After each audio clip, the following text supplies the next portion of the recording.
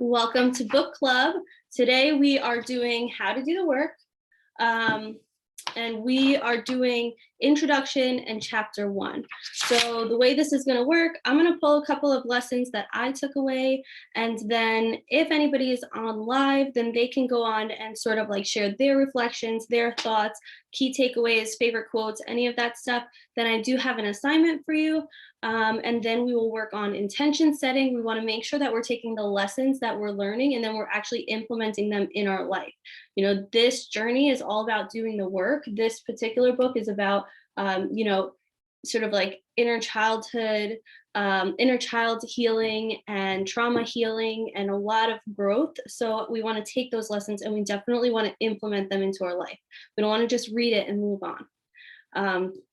So I want to share with you. Okay. And I have a couple of like passages to share with you. But I want to share with you something that literally made me cry in the middle of Taekwondo the other day. I am never bringing this book to Taekwondo again because I was like mortified. I've been crying a lot this week and this is sort of where it started. And okay, let me just read it. Something brought you here. Something inside of you came here with a deep longing to heal, a longing to be the highest version of yourself. This is something to celebrate. We all have a childhood that is creating our current reality. And today you have chosen to heal from, we've chosen to heal from our past in order to create a new future. And then I wrote like in the side lines, I am being called to do this work now because I am ready for it.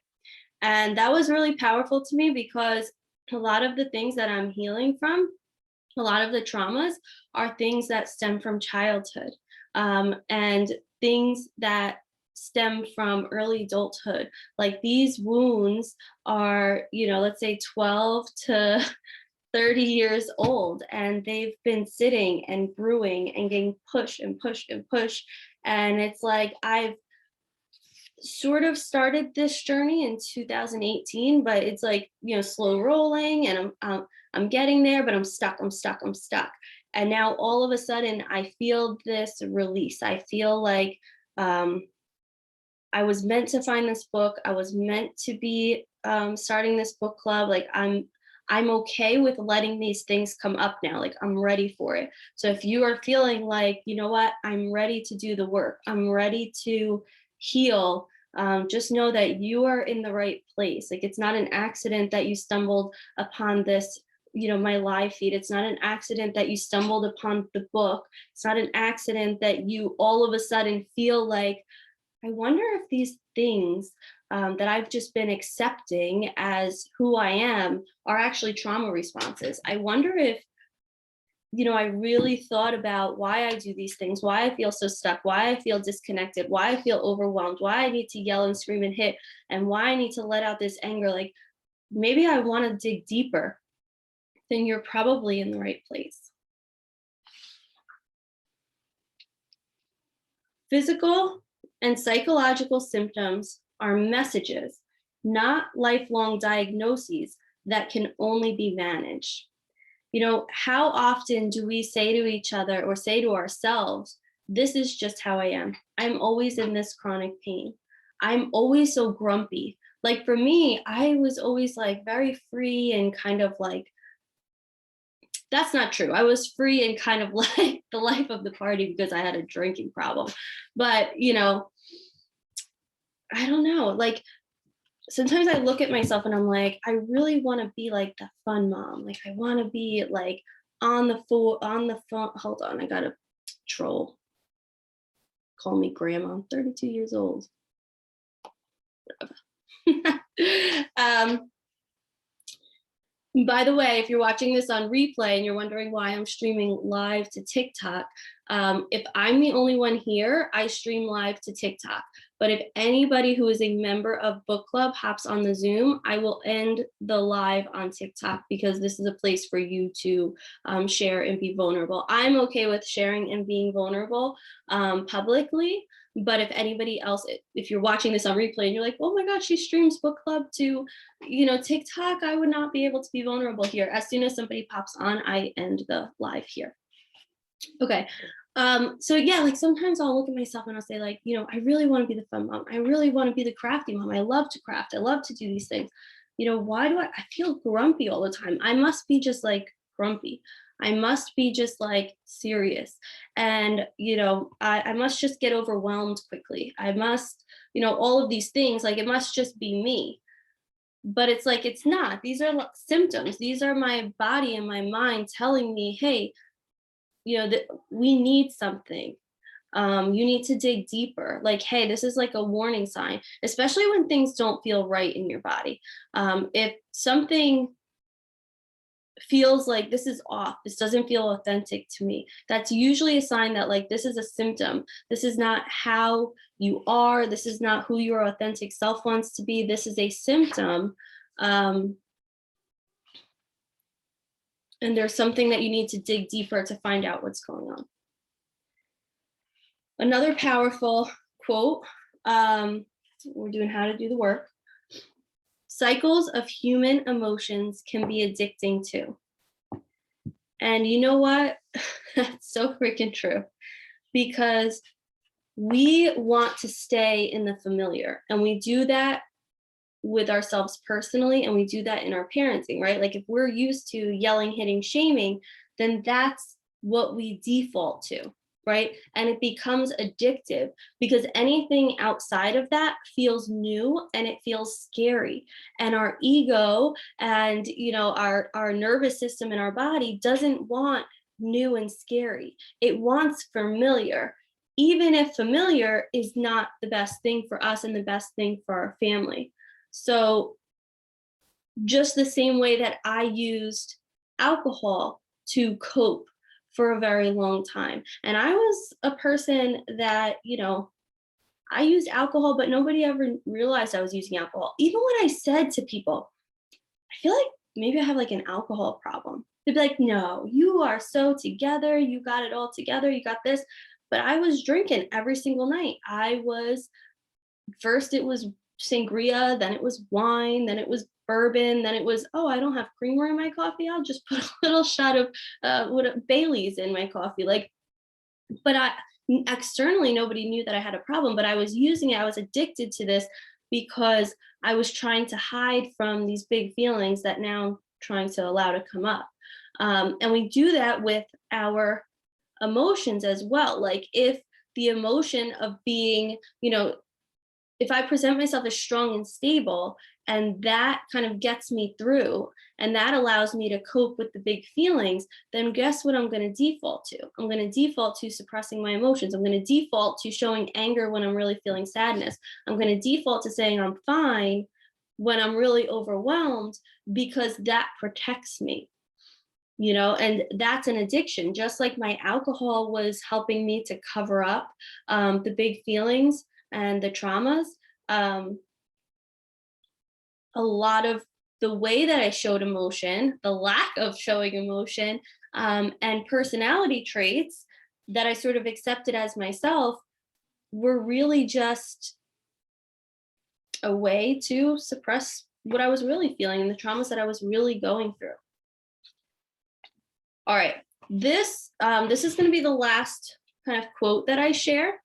And this was powerful to me because you've heard me talk about in parenting how by doing this work, by breaking the generational cycles, we are changing not only our lives, okay? We are changing our children's lives, but we are also changing every single person who our children come in contact with, okay, their lives.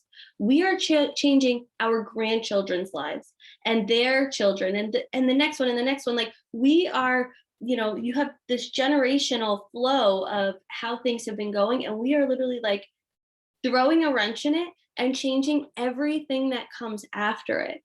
And I thought this was so interesting because I'm saying this as more of a like big picture. I'm sort of looking at it as the whole and more of like an abstract. I'm looking at this abstractly and I'm saying, okay, if I treat my child differently than how I was treated, obviously that's going to change them. And then they are not going to know the hitting, yelling, shaming, abuse, right? So they are never going to treat their child that way. So now I've changed another line, and all of a sudden you're talking, a couple of generations later, nobody even knows that this was a thing that we did, right? They say crazy, oh wow, in the 80s and 90s, people used to hit their kid for sneaking cereal. Like, how is that even a thing, right? That's crazy. Can you believe they did that back then, right? Like someday people will look at that. But again, my perspective there is very abstract. But in the book, she talks about like a scientific study. And so she says, in studies of mice in lab settings, not only did those that were exposed to extreme diets or stress display changes in their heart and metabolism, but so did their offspring and their offspring's offspring, and so forth. And we see this too, and I don't know like the exact studies or exactly what it is, but like family lines who have gone through like hunger, right? As the generations roll through, like the same physiological symptoms of that hunger will come through, and there might be issues with food security that are sort of like so ingrained in the nervous system that even if the child, generations later, is secure with food, they will still have these physiological reactions and symptoms. So it's just so interesting to me. So it's like the work that we're doing right now is to change everything that comes after us. And that for me is really motivating, because it's like, listen, and I don't know if anybody else feels this way, but sometimes it's really easy for me to do things for other people, and it's really hard for me to just do things for myself. And so um, by being able to say, I'm doing this for my children and my grandchildren and everybody who comes after me, I'm breaking a cycle for generations to come. It's really motivating, and in the process, I get to do my healing, but it's motivating me to keep on going. Okay, so next part of the session is typically reflection. And this is where we can share key takeaways, favorite quotes, and I would open it up to you guys. Nobody's on live today. So I will just reflect a little bit. I feel like even just putting the intention there to do this healing work has really allowed me to dive into things. I've been releasing a lot of emotions this week.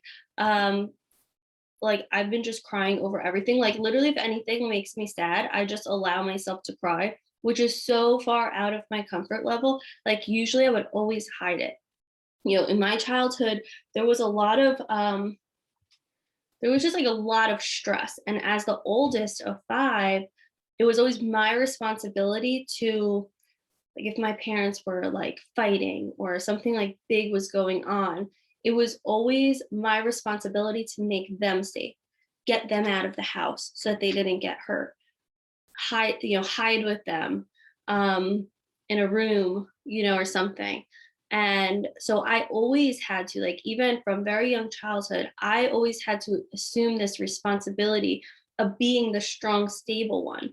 And so as life went on, even when I was experiencing a lot of, physical and sexual abuse, a lot of, big traumas, I would always remain that strong, stable person externally, right? I would drink in silence, but in private, but I would maintain this. So for me to like cry in front of my kids, cry in front of my husband, cry at a freaking comedy show because something like clicked or sparked in me, it's just been really interesting. But now I feel like I can't turn it off. So I feel like that's been a struggle and a win. I feel like it's a big win to be able to release those emotions. I feel like when things come up, when I'm crying about it, when I'm releasing this emotion, it's not necessarily the thing that's happening that's sparking the emotion. It's just like being triggered of something in the past. And I'm finally, after, 10 or 20 or 30 years, releasing that emotion. And so I feel lighter, but I also feel very kind of overwhelmed with it. Okay, the next part of the session would be the action. And so this is a time for me to give an assignment. And being that there is nobody on live, I will share the assignment and you can post your answer in the community instead of doing reflections after. But I'll go ahead and I will share my answer. So if you're reading the book, you might have already done this. If you're not reading the book, maybe not. But one thing I would like you to do, so your assignment for today, would be to imagine what your future looks like after you've gone through this journey. So, like, what do you feel like? What do you wear? What are you doing? Does your job change? Do you have a different job? What does your relationship with your children look like? What does your relationship with your spouse look like? What do your connections in your community like? What does your life feel like? What does your house look like? What does your house feel like? Or your home. It doesn't have to be a house. What do you do in your day to day? Think about what your life looks like when you are on the other side of this journey, this healing journey. And write it down. Keep it somewhere that you can refer back to, whether it's in your phone or you can hide the paper somewhere, because that will be vulnerable. It will help you because when times get tough during the journey, where you think like, why am I even doing this? This is so hard. Why am I even doing this? You can come back to that and you can say, I'm doing this for that future version of me. I'm doing this with that intention. So I will share mine. I should have reread it first because I wrote this with high emotion, but I'm going to share it. So the prompt is begin to imagine a future that looks different from your present. Close your eyes. Once you're able to envision a reality alternate to the one you are living, you're ready to move forward. Okay, so here's mine. I feel lighter and able to let loose. I am fit and strong and confident. I am able to connect with my kids and enjoy cooking, crafting, and chatting with them. Andrew and I are laughing and playful together. We can't keep our hands off of each other. We find the most joy in just sitting and being together. My home is warm and welcoming. I allow myself to get excited about silly things like decorating and organizing. I can be authentic with friends and develop deep, meaningful connections with other women. My work helps others on this journey and allows me to keep focus on the important things. Overall, my life is light, happy, fun, and full of meaningful relationships. So that is what my future life looks like to me. This is what I feel like my life will look and feel like after this healing journey. So make sure if you do this assignment, which I strongly suggest, because it is powerful to sit and really visualize that, put yours in the book club group in the community. It's private. It's only people who are going through this journey will be able to see it. And then what you can do is once you have this vision, and I just write right in the book, but you could get a journal or something. Once you have this vision of what your life, like your ideal life looks like, if you didn't have all of these constraints from your traumas and from your trauma responses and from these like habits that you've picked up over the years, once you have that vision, what you can start to do is create like action steps and affirmations around it. So if my overall goal in my life is to be, light and fun, my affirmation for this past week has been, I am light and fun. So when I find myself being really stressed out, being really like overwhelmed in the moment, being grumpy, and there's nothing really that I'm grumpy about. I'm just kind of like being grumpy because it's this patterning that I fallen into. I will just say, I am light and I am fun. And that sort of like tells your body, like it gives your body the permission to be that way.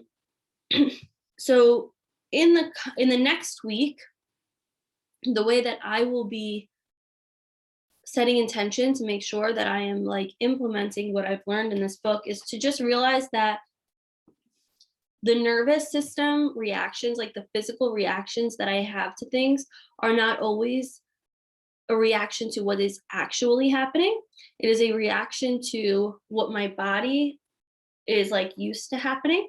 And so, for instance, even though I know I am very safe and loved and secure in my marriage, sometimes I will be triggered by things that take my body back to a time where I was not safe or secure at all in romantic relationships. And so, when these feelings come up, instead of being like grumpy towards my husband or grumpy towards my kids because I'm feeling this reaction, I try to just observe it in my body and just be like, okay, I'm feeling this tension right now.